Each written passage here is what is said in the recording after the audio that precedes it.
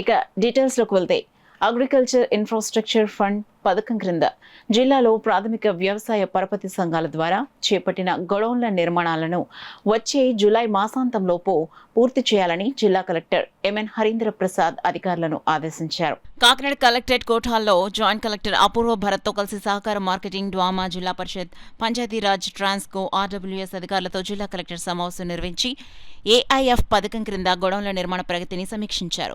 ఈ సందర్భంగా ఆయన మాట్లాడుతూ జిల్లాలో ప్రాథమిక వ్యవసాయ పరపతి సంఘాల ద్వారా ఒక్కొక్కటి 40 లక్షల అంచనాతో 23 గొడౌన్ల నిర్మాణం చేపట్టగా ఇప్పటివరకు 3 నిర్మాణాలు పూర్తయ్యాయని, మరో 14 నిర్మాణాలు వివిధ దశల్లో ఉన్నాయన్నారు. పురోగతిలో ఉన్న గొడౌన్లు జూలై నెలాఖరులోగా పూర్తి చేసి వినియోగంలోకి తేవాలన్నారు. పూర్తయిన గొడౌన్లకు జిల్లా పరిషత్ నిధులతో విద్యుత్, త్రాగునీటి వసతులు కల్పించాలని జెడ్పీ సీఈఓకు సూచించి ఇందుకు అవసరమైన అంచనాలను సిద్ధం చేయాలని ట్రాన్స్కో, ఆర్డబ్ల్యూఎస్ అధికారులను ఆదేశించారు. అలాగే డ్వామా ద్వారా 10 హామీ పథకం ద్వారా అవసరమైన గొడౌన్లకు అప్రోచ్ రోడ్లు అభివృద్ధి చేయాలని సూచించి పనుల అంచనాలను సిద్ధం చేయాలని పంచాయతీరాజ్ అధికారులను ఆదేశించారు. ఈ సమావేశంలో జిల్లా సహకార అధికారి B Srinivasareddy, ZP CEO VVVS Lakshmanarao, DWAMA PDS Madhusudan, marketing, Panchayatiraj, Transco, RWS, PAC సొసైటీల ప్రతినిధులు తదితరులు పాల్గొన్నారు.